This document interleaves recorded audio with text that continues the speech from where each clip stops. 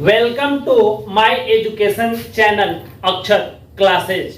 पिछले वीडियो में मैंने 5.3 और 4 का इंट्रोडक्शन क्लास कंप्लीट कराने के बाद आज 5.4 का सॉल्यूशन कराने जा रहे हैं।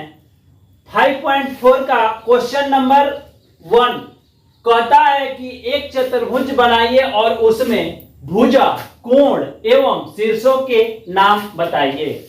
इसका यदि सॉल्यूशन करना है तो सबसे पहले हम लोग जैसे जैसे क्वेश्चन कह रहा है क्वेश्चन को पहले पढ़ेंगे। एक चतुर्भुज बनाइए। देखिए क्या किए हम, एक चतुर्भुज बना डाले। आप लोगों को बताए हैं चतुर्भुज 4 भुजाओं से घिरी हुई बंद आकृति को कहते हैं। यहां तक कर लिए और उसमें भुजा, कोण एवं शीर्षों के नाम बताने के लिए पहले इसका नामकरण करेंगे ए, बी, सी और डी। ठीक है।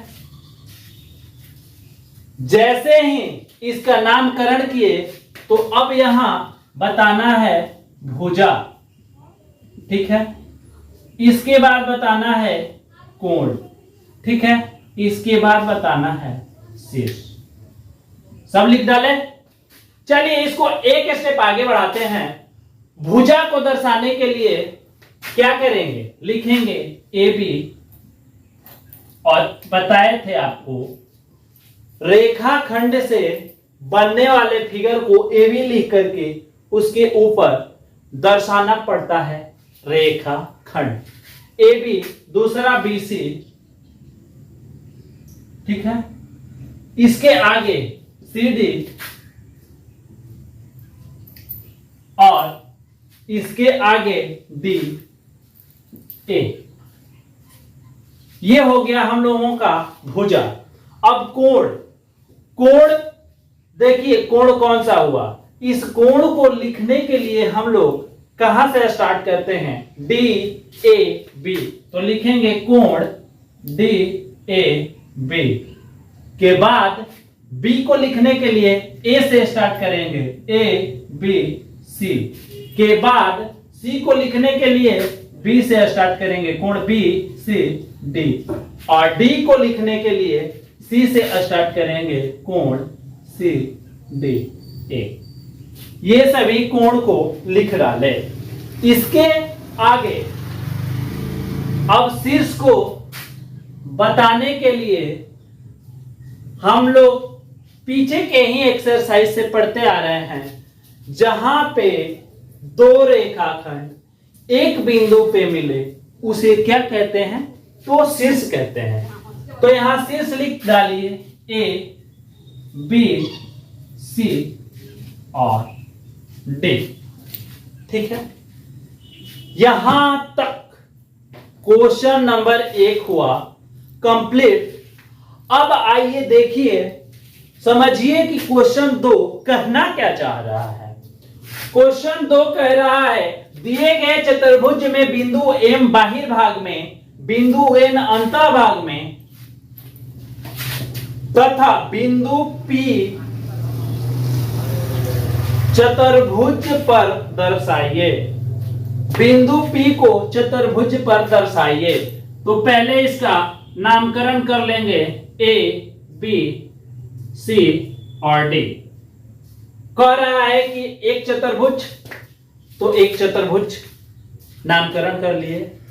अब सबसे पहले एम बाहिर भाग, बाहिर भाग का अर्थ होता है बाहरी वाला भाग।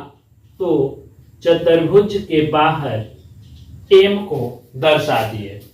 अब इसके आगे बिंदु एन अंतः भाग, एन को अंदर में दर्शा दिए। इसके आगे कह रहा है बिंदु पी को चतुर्भुज पर, जिसे हम बताए थे कि किसी भी आकृति पर स्थित बिंदु को परिसीमा पर स्थित बिंदु कहते हैं। वही है ये बिंदु पी जो चतुर्भुज पे है। अगर कह दे परिसीमा पे स्थित बिंदु, तो बिंदु पी को परिसीमा या चतुर्भुज पर स्थित बिंदु कहते हैं। अब इसको आप लोग अच्छे से समझ करके नोट डाउन करिए, ठीक है। यहां पे क्वेश्चन नंबर 3 कह रहा है कि एक चतुर्भुज दिया हुआ है पी क्यू आर एस।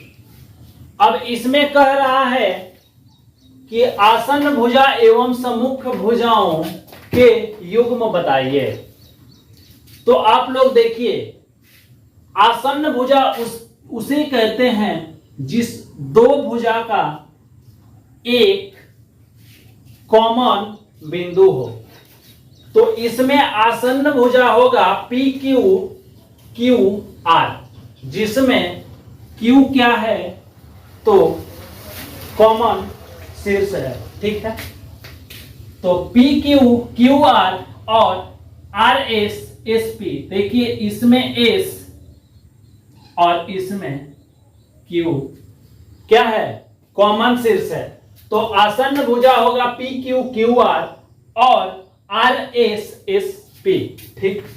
सम्मुख भुजा, सम्मुख भुजा उसे कहते हैं जो अलग अलग हो, कोई इसका कॉमन पॉइंट ना हो, मतलब इससे इसका क्या होगा, कोई कटान बिंदु प्राप्त नहीं होगा। तो इसी प्रकार इससे इसका नहीं होगा। तो पहला लिखेंगे पी क्यू आर एस और दूसरा लिखेंगे क्यू आर और पी एस पी एस। ये इसका और ये इसका क्या होगा, सम्मुख भुजा होगा, ठीक है। ये तो क्वेश्चन नंबर 3 हुआ। ये है क्वेश्चन नंबर 4 जो कि एक्सरसाइज का आखिरी क्वेश्चन है। ध्यान से पढ़िए क्या कह रहा है। ये क्वेश्चन कह रहा है कि स्वयं से एक चतुर्भुज बनाइए और इसके विकर्ण खींचिए।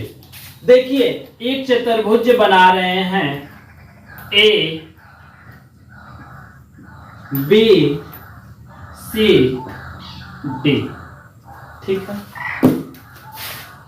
अब विकर्ण खींचने के लिए कहता है कि या तो इस शीर्ष को इससे मिला दें या इस शीर्ष को इस शीर्ष से मिला दें, जिसे कि क्या बनेगा, विकर्ण बनेगा।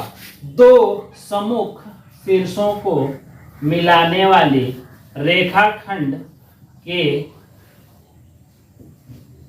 द्वारा विकर्ण बनाया जाता है। तो यहां लिखेंगे विकर्ण ए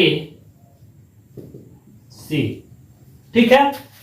देखिए यहां पे एक बोला पहले चतुर्भुज बनाने को, चतुर्भुज बनाए।